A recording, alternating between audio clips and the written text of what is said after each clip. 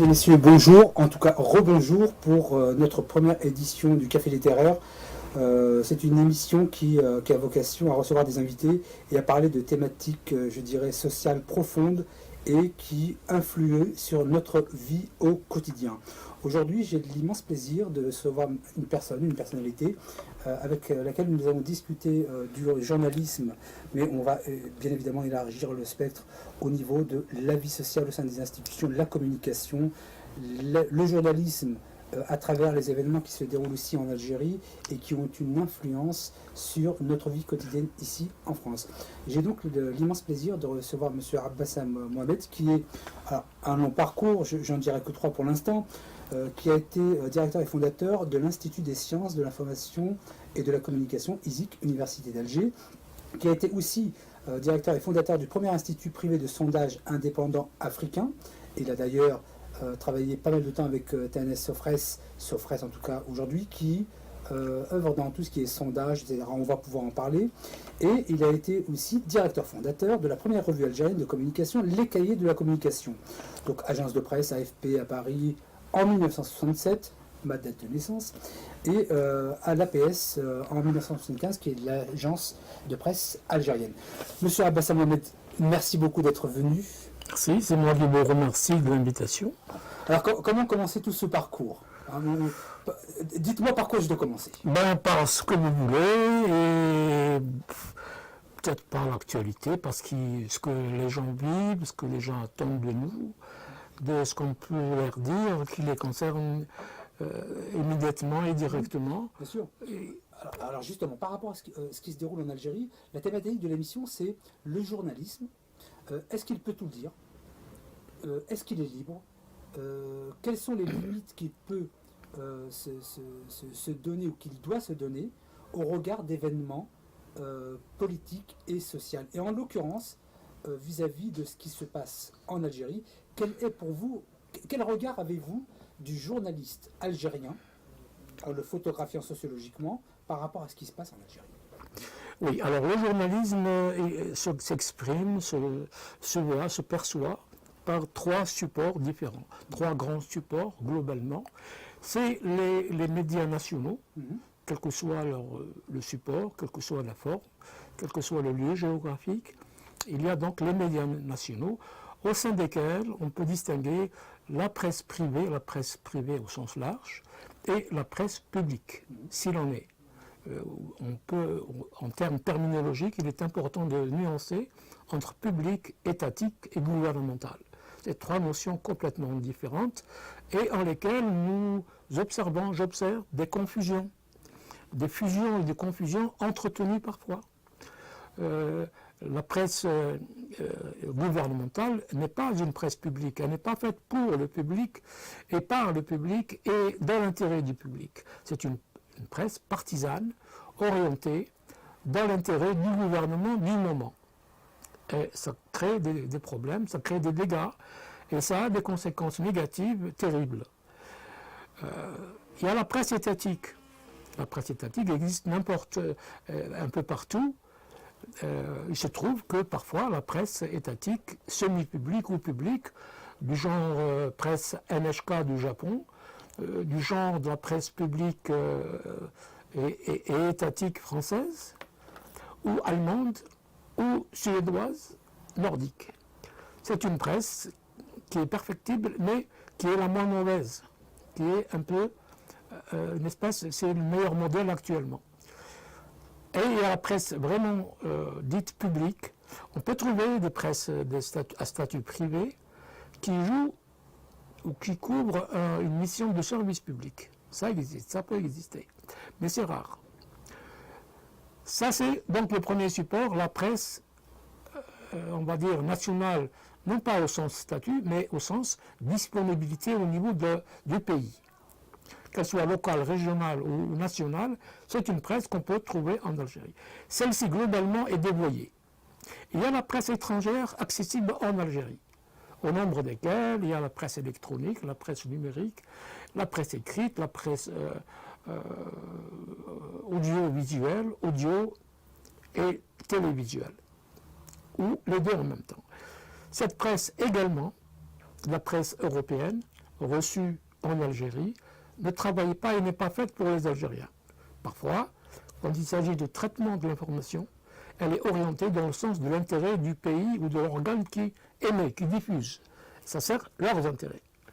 Donc, c'est la deuxième source.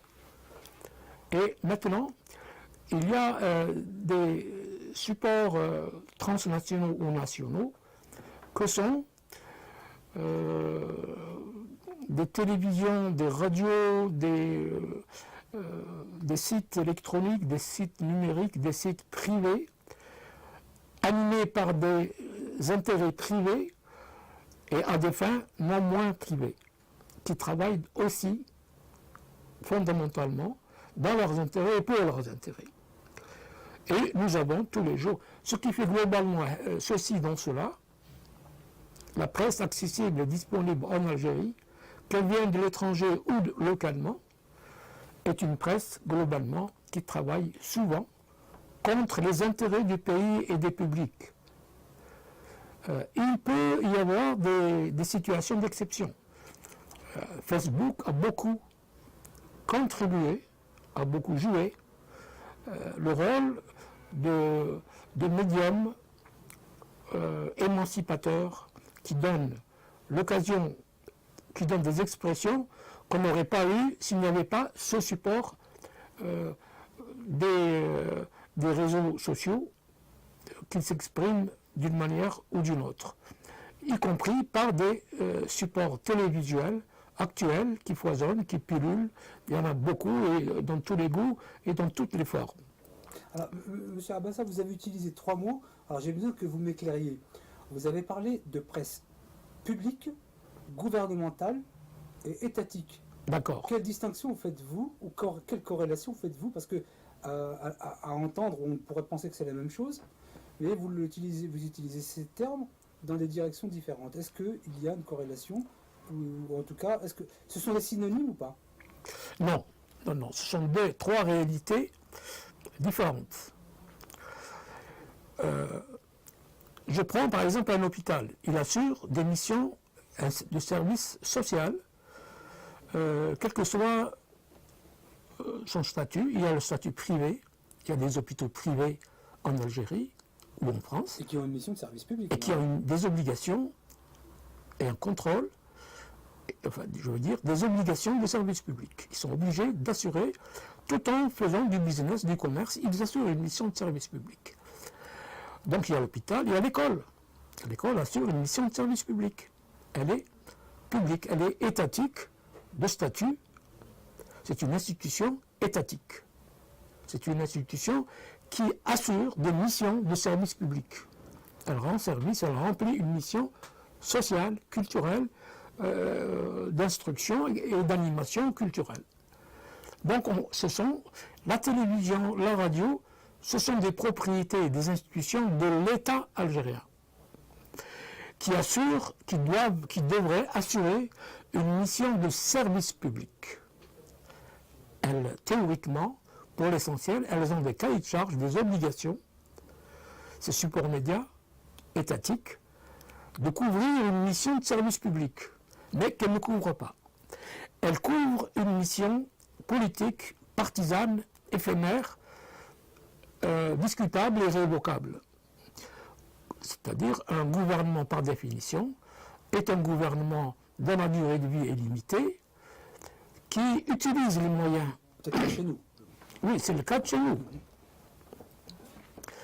Mais il y a un dévoiement, il y a un détournement de mission, alors que c'est l'argent public, c'est les Algériens qui payent. C'est l'un des rares pays à payer directement, tous les 3 mois, dans sa facture de gaz et d'électricité, il paye la redevance des supports étatiques censés assurer une mission de service public. Or, l'argent des contribuables, il n'y a pas que l'argent des contribuables. Il y a l'argent également qui vient des ressources et des richesses nationales.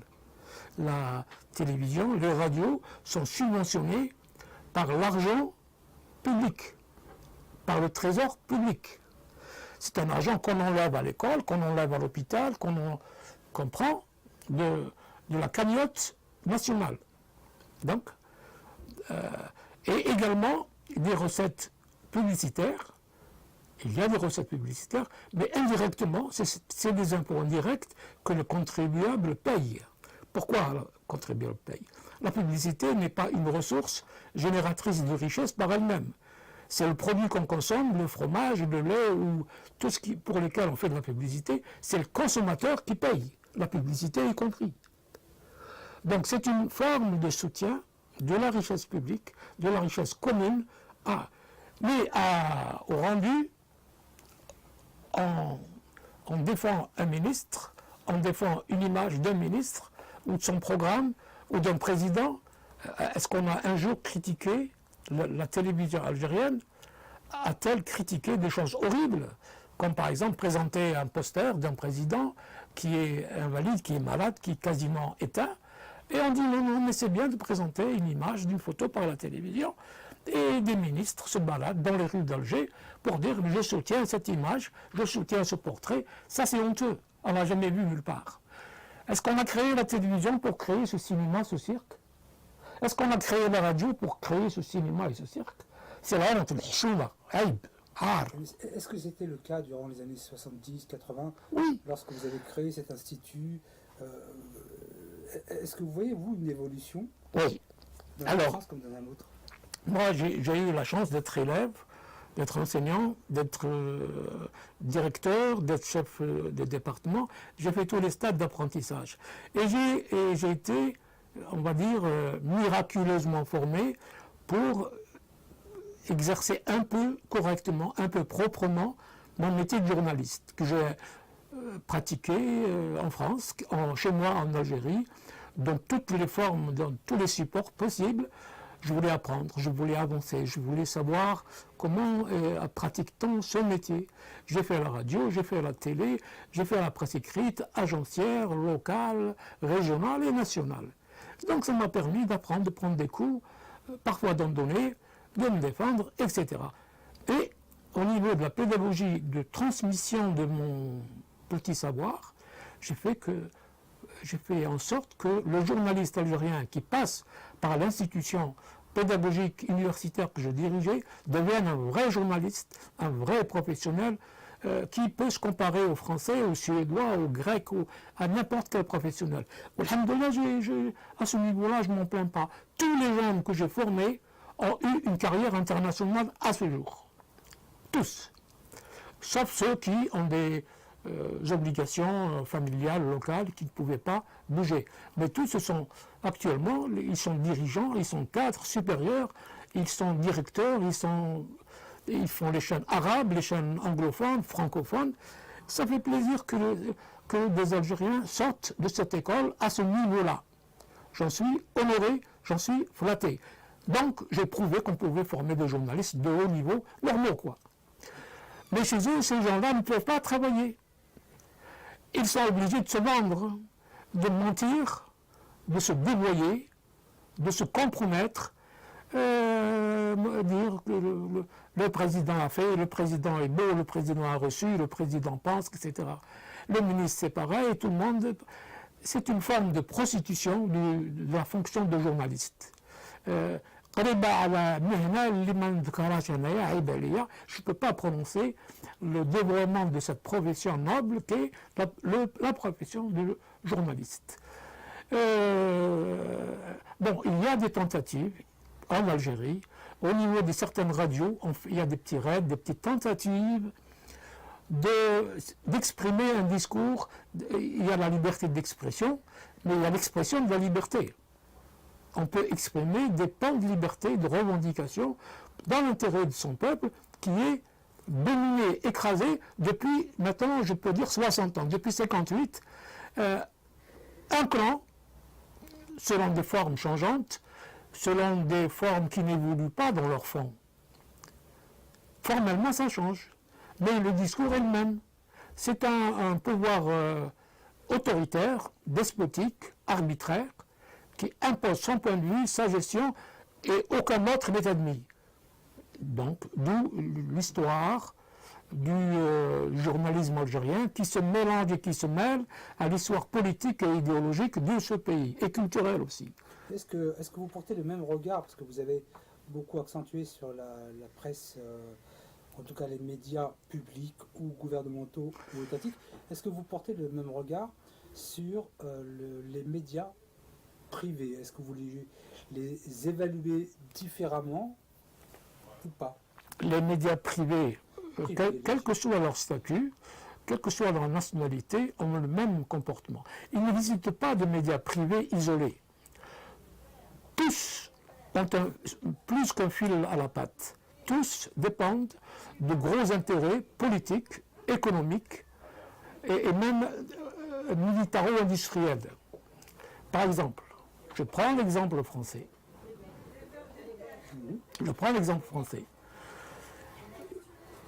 98% du discours télévisuel, radiophonique et presse écrite est un discours contrôlé, dominé, produit par les multinationales qui contrôlent l'économie, qui contrôlent le CAC 40, qui contrôlent les banques.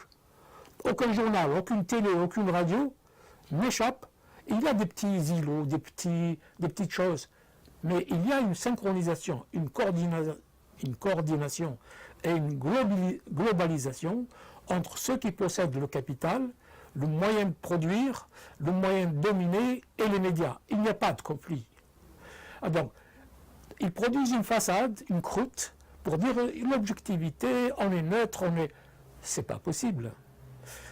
Est-ce que les intérêts militaro-industriels peuvent permettre à un journal, à une télé, dominée par le CAC 40, dominée par les propriétaires de grands lobbies, propriétaires de grandes industries, ils ne permettront jamais à un de leurs organes qu'ils contrôlent indirectement d'avoir un discours et des intérêts différents des leurs.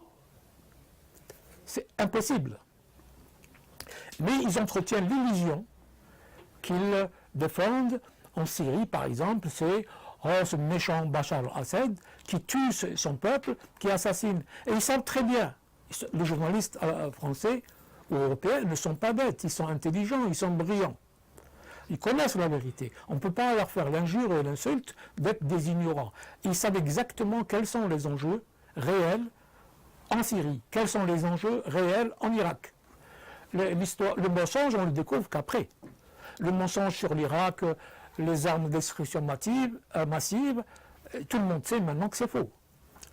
La possession de l'uranium ou du plutonium par l'Irak, de l'arme nucléaire par l'Irak, c'est faux. Maintenant, eux-mêmes le disent, le reconnaissent. Ils ont fabriqué des petites gadgets pour dire « Oh, le monstre, c'est la 5e puissance militaire, c'est rien du tout, c'est un pays sous-développé avec un mauvais président qui a dit je peux détruire Israël, je peux raser Israël, alors qu'il n'a pas les moyens de gagner une petite bataille de rien du tout avec Israël, et, etc., etc. Ce mensonge et cette arriération des régimes politiques arabes a conduit à faciliter le travail des multinationales du journalisme et de l'information à mentir comme ils veulent, à cacher comme ils veulent, à jouer comme ils veulent. Quel est l'intérêt réel d'une guerre contre la Syrie? C'est Daesh. Est-ce qu'éliminer Daesh? Daesh est la création d'Israël et des États-Unis. Tout le monde le dit, il le sait. Est-ce qu'une organisation terroriste est capable d'acheter 10 000 blindés et de les cacher comme ça et de battre des pays? Il faut des États derrière, pas des États puissants et financièrement dominants.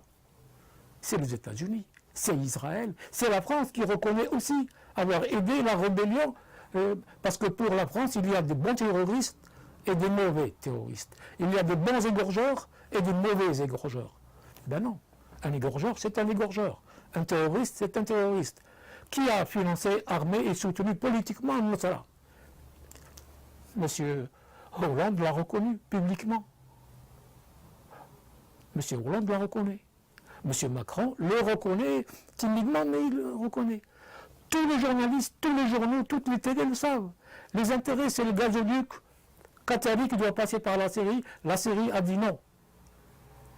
Et Sarkozy avant Hollande, Sarkozy avant Macron a dit vous allez le payer, on va vous faire plier.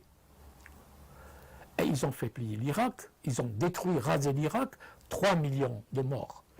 Assassinés, massacrés, des bébés morts de faim. Pourquoi on ne le dit pas? Combien de bébés irakiens ont été massacrés par l'armée américaine? Quel est le rôle des journalistes, justement? La responsabilité ou C'est l'irresponsabilité? des journalistes dont la seule fonction, ils travaillaient pour la télévision. Eh bien, c'est des caniches qu'on dit, c'est bien ce que tu as fait. Tu as menti? On ne dit pas tu as menti, c'est un professionnel.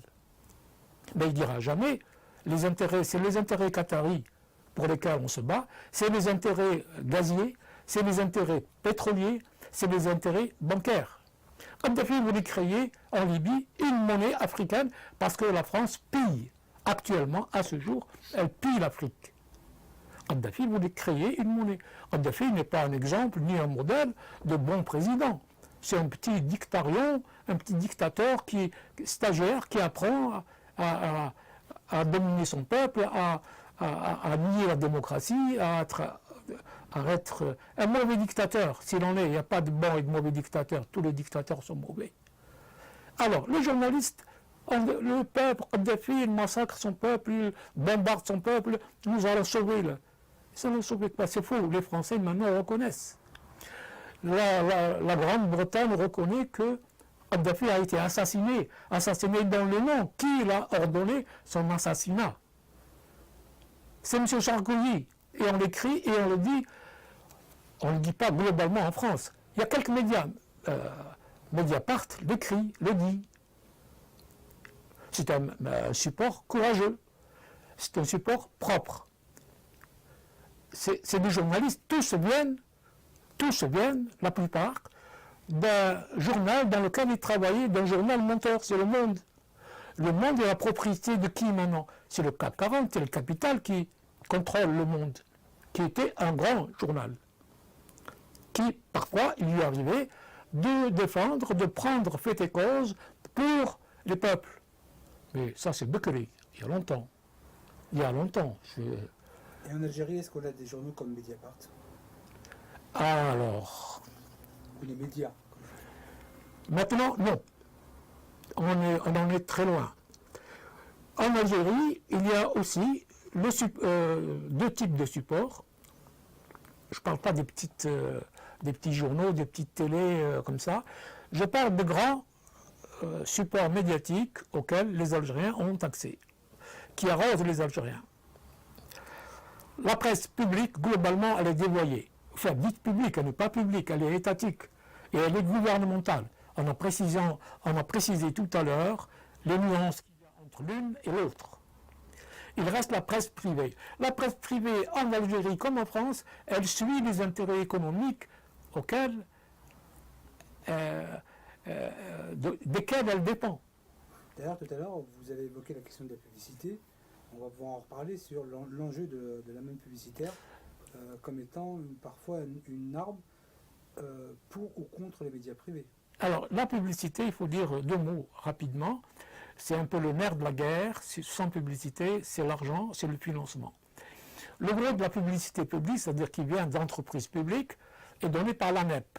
L'ANEP était gérée indirectement ou directement par le pouvoir politique. C'est une entreprise publique, en fait, il faut dire étatique, gouvernementale, qui donne la publicité aux journaux qu'elle contrôle.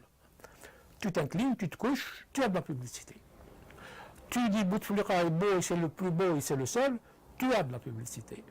Si tu ne dis pas ça, tu es opposant. On ne te donne même pas le statut de neutralité, qui, entre parenthèses, n'existe pas, n'a jamais existé. Il n'y a pas de neutralité en journalisme. On ne peut pas être... par exemple, on voit un super costaud, méchant, faire du mal à un enfant, et on dit, moi je suis paritaire, je suis entre les deux. Je ne défends pas le bébé agressé, frappé, je ne défends pas une victime, je suis au milieu, je suis neutre. Ça n'existe pas, ça. Ça, c'est comme les gens par rapport à Israël, qui vous disent, moi je suis entre les deux. Les Palestiniens, moi je suis entre Israël. Israël, c'est une armée, c'est un État, c'est une marine, c'est une aviation, c'est la bombe atomique. Le Palestinien, est-ce qu'il a une armée? Est-ce qu'il a un fusil? Quand il est porteur d'un couteau, il est déjà coupable.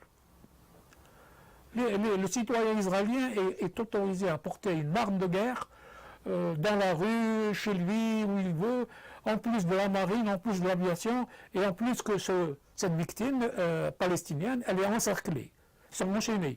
Et même comme ça, quand ils veulent se défendre, ils lèvent le bras, c'est un terroriste. Et celui qui vient le bombarder, le brûler vivant, l'égorger, tuer leurs enfants, lui, c'est pas un terroriste. Lui, comment ça se fait que la plupart des médias acceptent cette idée en France? Ils accepte. acceptent l'idée, c'est-à-dire que vous parleriez d'une éventuelle évidence, mais comment se fait-il que la classe politique française et les médias français ne perçoivent pas cette... Parce que, ils ne veulent pas apercevoir. Ils savent, ils connaissent, on ne peut pas leur faire l'injure de ne pas savoir qu'il y a un État colonisateur occupant et qu'il y a une population civile. C'est quoi Gaza? Gaza, c'est un camp de réfugiés. C'est plusieurs camps à la fois, à force d'être chassés de partout, y compris par les Arabes, par les Égyptiens, par les Jordaniens, du Liban, ils les chassent. Ils sont regroupés d'encerclement en encerclement, d'expulsion en expulsion, d'injustice en injustice. Ils sont retrouvés sur 4 km² avec 4-5 millions d'habitants. Ils n'ont pas d'eau. Israël leur distribue l'eau quand ils veulent. L'électricité, c'est pareil, quand ils veulent. Et ils leur payent leur redevance quand ils veulent. C'est quoi? C'est pire que la prison. C'est la plus grande prison à ciel ouvert. Et quand ils disent aïe, c'est trop, eh ben, c'est des terroristes. Le terroriste n'a pas le droit de dire aïe. Il devient terroriste. D'accord. Et pour en revenir sur Alors, je me suis un peu éloigné, je m'en excuse du sujet. La presse privée, c'est une presse, en Algérie, c'est une presse de voyous. Alors, c'est une presse de voyous, une presse dévoyée. Je le dis, je démontre, je ne m'affirme rien, sans rien. Comment se fait-il qu'un petit voyou d'origine, petit journaliste qui n'arrivait pas à finir ses fins de mois, se retrouve avec un empire, une télé, plusieurs journaux, et qui... Oui, pour ne pas le cacher, pour ne pas le citer. Un Nahar et sa télévision du même nom. Moi, ils m'ont accordé 3 à 4 unes, impunément. Ou, quand j'ai sorti mon premier livre, Potachin, ils ont menti, me montré avec ma photo, comme quoi j'ai insulté le chef de l'État, j'ai insulté l'Algérie, et j'ai fait un livre qui travaille pour les sionistes. Justement, le journal, le livre Potachin que vous avez écrit, qui est à la source de quelques problèmes que vous avez, de ce que j'ai pu en comprendre, est-ce que vous pouvez nous expliquer un peu le contexte et quel est le lien qui a été fait par l'État, enfin, pas l'État algérien, mais en tout cas une partie du système algérien pour vous considérer comme étant ou un opposant ou c'est tout le subversif? Oui, moi ça fait 40 ans qu'on me perçoit comme subversif. J'ai été jeune journaliste, on a été un groupe, on a créé un journal à Oran qui s'appelle La République. J'étais directeur de la rédaction là-bas. On a fait un journal qui a fait la révolution dans les années 70, du temps de Boumedienne. Et la révolution, les gens l'attendaient à Alger à midi. À Tizi Ouzou, on était vendu le lendemain. Ça, c'est une réalité que j'ai vécue. Mais de là, j'ai été considéré comme un rebelle, un terroriste, et j'ai été licencié. J'ai été licencié 4 fois. C'était en quelle année? Ça, c'est en 73. Le journal, soi-disant, arabisé. Il a arabisé. Mais en fait, c'est pour le supprimer, on ne l'a plus refait en français.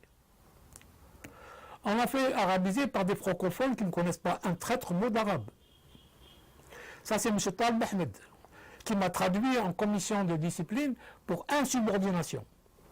Oui, je suis fier d'être désobéissant à des ordres fascistes, à des ordres despotiques, à des ordres non professionnels. Je ne donne pas de nom, mais je peux tous les donner. Je sors de là.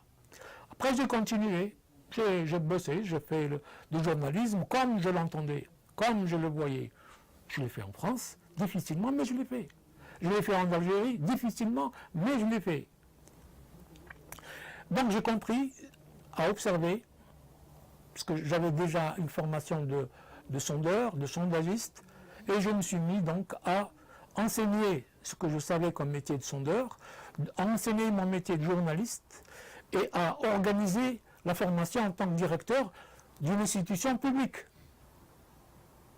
Et mes problèmes commençaient à partir de là. D'ailleurs, vous avez commandé un sondage en Algérie, d'après ce que j'ai pu comprendre, Oui. et qui vous a peut-être un peu valu quelques difficultés. C'est tout à fait ça. Est-ce que vous pouvez nous en parler? Oui, j'en dirai deux mots. Le sondage, bon, un ministre algérien, que je considère comme l'un des rares ministres honnêtes, ça existe quand même. Alors, citez-le si c'est si rare. Ça existe, mais en tant qu'un sur 30, c'est pas déterminant. Ça ne vous marque pas un pays, ni une politique, ni un gouvernement. Et il est membre, mais il m'a commandé un sondage. Il était ministre, mais il avait un autre ministre de plein exercice, lui, il était secrétaire d'État. C'est M. Boukelzeza. Je tiens à le remercier. C'est un homme globalement honnête. Il me commande, c'est un sondage sur l'état de l'Algérie. Comment les Algériens nous perçoivent. Et évidemment, moi j'étais servi. J'adorais ce genre. Moi, le faire tout seul, ça me coûte trop cher. Un sondage comme ça coûte 8-10 milliards. Minimum. Il faut enquêter toute l'Algérie, toutes les administrations, toutes les institutions. C'est des jours, des mois et des équipes. J'ai fait le sondage, qui n'a pas coûté aussi cher, et je livre. Il n'y a pas un poste positif. Tout est noir, c'est noir. La perception des Algériens, qu'ils soient jeunes, qu'ils soient vieux, de tous les services publics, de toutes les institutions publiques, c'était l'alerte rouge. Quelle était la commande précise, pour qu'on comprenne bien le contexte? Alors, on va arriver tout à fait. La commande était, il devient ministre de la ville, dans quel état je prends ces villes? Je dis, mais c'est à votre honneur, vous voulez gérer et animer la ville algérienne pour savoir dans quel état elle se trouve. Au niveau d'éclairage public, au niveau d'animation culturelle, au niveau des équipements publics, au niveau de l'école, comment l'école est vécue par les Algériens et par les enfants, par les parents. Donc j'ai interrogé les Algériens sur leur relation au grand service public, mais tous. Comment ils perçoivent le gendarme, comment ils perçoivent les policiers, le gouvernement, les généraux, la corruption, tout ça je l'ai passé. Je me suis régalé. Et donc j'arrive, j'amène 10 tomes, 1200 pages dans un premier rapport, et je dis voilà, l'État c'est la ligne, c'est l'alerte générale. Vous allez droit au mur, vous allez à la catastrophe, vous êtes dans la catastrophe. Ça c'est mon premier sondage. En quelle année? En 2007. On voit sur l'écran le livre Poutakin, on va en parler. 2007, je reviens, je sors d'un sondage, c'était mon 100e sondage, mais gros celui-là, où j'ai dit voilà votre miroir, votre photographie sociale, comment vous êtes, ce que vous pratiquez, eux-mêmes, mais ça, ils ne sortent pas dans la rue, ils ne connaissent pas le peuple, ils ne connaissent pas un café mort, ils ne jouent pas aux cartes avec les gens, ils n'écoutent pas la colère des gens, ils ne font pas les courses, ils ne vont pas au café mort, où est l'eau? Ils ne vont pas au stade, c'est là où on apprend. D'ailleurs, la révolution actuelle est sortie un peu des stades. Et donc, je livre, il me dit, ouais, on ne te paye pas, catastrophe. On ne paye pas. Ah, c'était comme ça. Hein. C'était comme ça, on ne te paye pas. Alors les gens attendaient, travaillaient, comment je vais faire? Comment je vais faire? J'ai livré. Après, ce ministre est renvoyé, un mois après mon sondage. Et sa fonction disparaît, le ministère et le ministre disparaissent. Pourquoi tu as commandé un sondage aussi dangereux, qui nous donne une photographie de l'état du pays?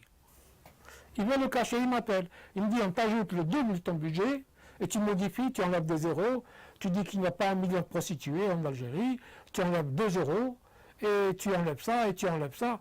Ça, c'est Rahmani qui me demande ça, le ministre en poste, ministre de l'Environnement et de la Ville. Et... Je dis, monsieur le ministre, donc vous voulez que je modifie en votre faveur donc autant me suicider, quoi. C'est honteux ce que vous me demandez. J'ai dit ça à son conseiller, c'est le fils d'un gros flic, et j'ai redit ça au ministre, 2, 3, 4 fois. Et je me sentais insulté, diminué, écrasé, quand il m'a dit modifie ton budget comme tu veux, on est prêt. Bah, il croyait que j'étais comme eux. Il travaille à la corruption. Et c'est ce que j'ai ramené une bombe. Tout le pays est dévoyé, corrompu, sali. Khmej. Ça, c'était en 2007. Ce qui fait faire des... Comment ça? Donc, j'ai refusé, etc. 2007. On arrive, à partir de ce sondage-là, je produis un livre, mon premier roman. Roman, mais ce n'est pas un roman, c'est à partir des chiffres, des courbes, à partir des histogrammes, je développe la situation sociale de détresse de mon pays. Et j'écris Poutachin. Alors, j'ai écrit Poutachin dans des conditions légales et réglementaires. Je n'ai jamais... écrit en Algérie? Je l'ai écrit en Algérie. Je l'ai écrit chez moi. Je l'ai écrit en m'isolant un peu à Territ, vers Bichar, pas très loin de chez toi. Donc, là-bas, je me suis isolé, j'ai eu le calme, les palmiers, les dunes, j'ai écrit tranquille. J'ai pris avec moi mes chiffres, mes courbes, mes statistiques, tout ça, que j'ai transformé en roman et ça a donné Poutachin. Et j'ai eu l'agrément, j'ai eu l'ISBN, j'ai eu le dépôt légal. Pourquoi? Nos censeurs sont paresseux, mais ils ne lisent pas. Quand ils ont vu le titre Poutachin, ils disent c'est un film qui parle de Russie, tout ça. Je dis, bof, si vous voulez, oui. J'avais rien sur la Russie. J'ai parlé 2 phrases sur comment il s'appelle, Rasputin, mais comme ça, à titre d'anecdote, comme ça, en le citant un peu. Mais c'est 10 lignes. Mais 720 pages, c'était sur l'état de l'Algérie et des Algériens. C'était une autre écriture. C'est une anecdote intéressante parce que... Ben, on donne l'autorisation parce qu'on ne sait pas lire. Bon, non, il faut le lire. Moi, on ne s'ennuie pas quand on le lit. On se révolte, on sort révolté. C'était la première mèche de Hirak que j'allumais. C'est ça qui a commencé. Et les Algériens, 1 million d'Algériens ont lu Poutachin gratuitement. Je l'ai donné librement sur Facebook, sur Internet en général. Les gens copiaient, et quand on copie une fois, le livre est mort commercialement. Parce que je te l'envoie à toi, tu l'envoies au copain, local. C'est un truc exponentiel qui démultiplie dans le mois, il y a 1 million. Et c'est exactement le contraire qui m'a donné plus d'1 million. Bon, et c'est pour ça que j'ai rompu le contrat avec les Français, que j'ai ruiné. Il m'a dit que je l'ai ruiné. Pourquoi? Quand on l'a gratuitement, pourquoi aller l'acheter? Donc j'ai racheté les droits et je viens de le réimprimer à mon compte. Donc c'est l'édition Rive-Neuve, c'est ça? C'est l'édition Rive-Neuve, le premier éditeur en France en Algérie. Alors, quand le livre est sorti, ce directeur du journal Voyou de Nahar, il me publie en une avec une fille que j'ai rencontrée ici. Elle me l'a rappelé, elle a pleuré. C'est moi qui ai fait la critique de votre journal dans le journal Nahar. Dans ces studios? Dans ce studio, oui. D'accord. Mais pas chez vous. Avec un autre... vous savez... bon. On va mettre du Tipex. Ouais. Ça. Et donc, elle dit à la une, ma photo, complice avec une ministre, Madame Toumi, moi je suis complice avec elle, pour produire un livre clandestin qui insulte l'Algérie, le régime algérien et Bouteflika en particulier. Mais moi je suis autorisé, c'est légal, je n'ai pas insulté. Madame, trouvez-moi un mot d'insulte. La critique, oui, il n'y a que ça. Oui, mais l'insulte, aucune. Je suis respectueux sauf quand on est voyou, je dis à un voyou qu'il est voyou. Ce n'est pas une insulte. Un voyou qui se comporte en voyou, je lui dis que tu es un voyou. Ça, c'est pas une insulte. C'est des gangsters. Alors, comment ils ont détourné l'argent pour faire des immeubles, des tours, des journaux, des télés, des radios? Comment ils ont acheté des biens en France? En l'espace de 2, 3, 4 ans. La corruption, elle est générale, elle n'est pas au gouvernement ou à leur DG.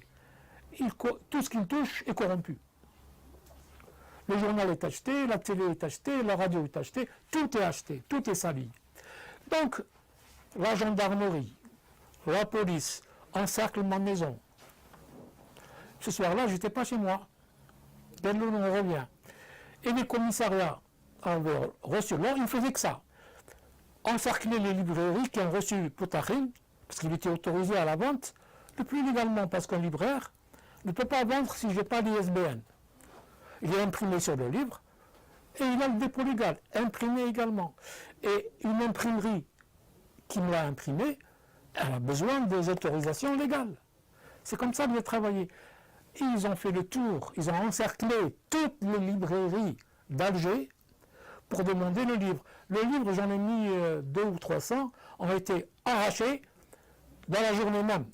Et tous me demandaient de réimprimer. J'étais en train de réimprimer. La police, après l'article de Mahar, la police, la gendarmerie, les policiers en civil, le DRS, ils ont débarqué. Chez vous? Chez moi et dans les librairies. Bon, j'étais pas à la maison, mais mon fils m'a informé par téléphone. Allez, voilà ce qui se passe. Le lendemain, j'ai pris l'avion. Et depuis, ça a duré 2 années chez moi. Où est le livre? Est-ce qu'il en reste? Donnez-nous là. Ils ont tout pris. Mes archives, même du sondage. Moi, mes archives, c'est des archives numériques. C'est l'équivalent de 300 ou 400 sondages. Un sondage fait 2000 pages, 3000 pages. Tout m'a été pris. Ils ont même fouillé ma chambre, mon lit, mes armoires pour chercher pour Tahrin, le livre. Trop tard. J'étais parti.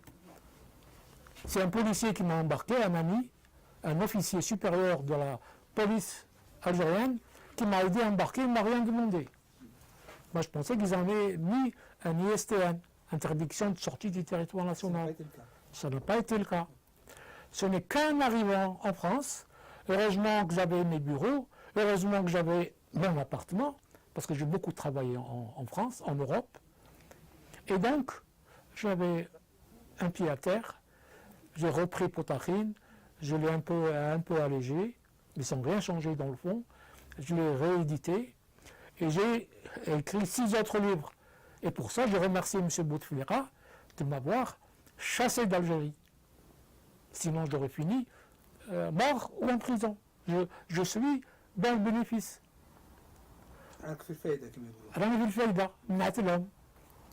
Et je ne regrette rien.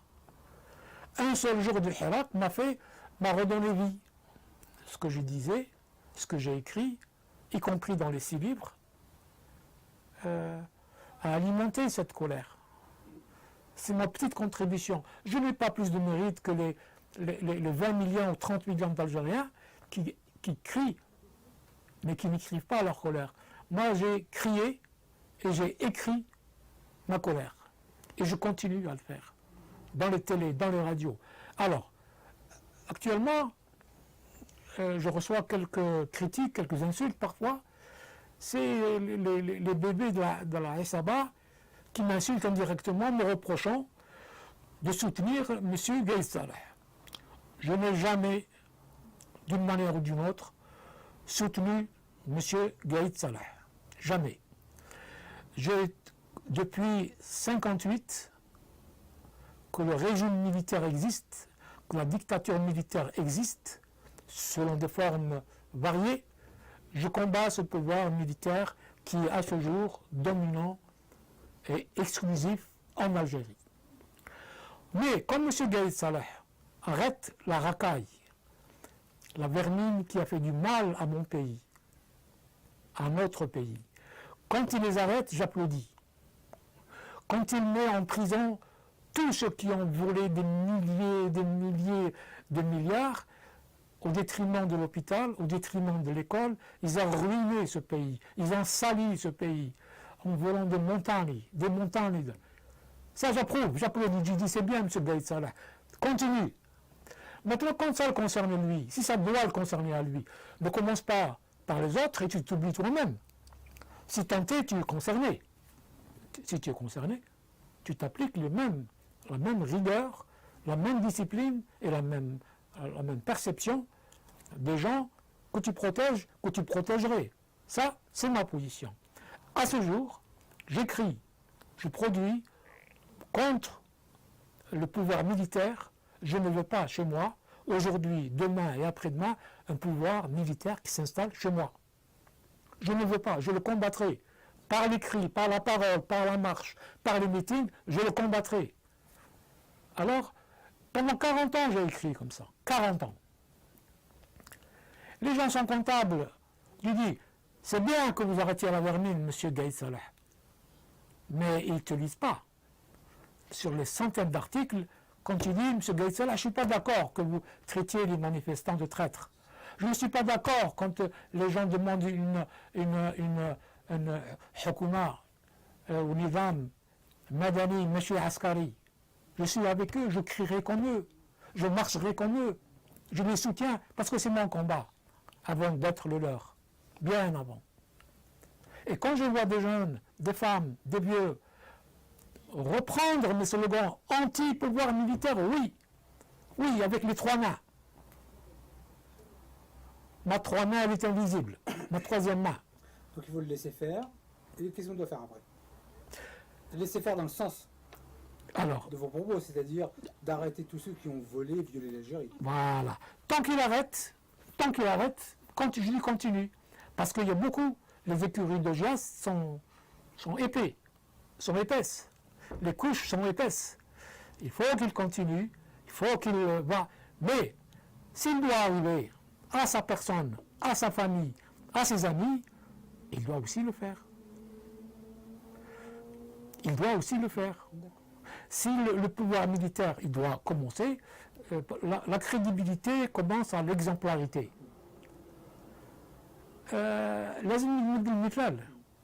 Il faut qu'il donne l'exemple. Mais écoutez, c'est sur ces mots, parce que le match va commencer. Enfin, il a déjà commencé. D'accord. Et on ne connaît pas le score, donc on va aller voir. Enfin, on va rester ici. On va gagner. On va gagner. Donc, on vous reçoit très bientôt et on continue cet échange et on va détailler les deux autres livres que vous n'avez pas encore cités. Hein. Il y en a 6. Il y en a 6. Ah ben on va les passer les 6 alors.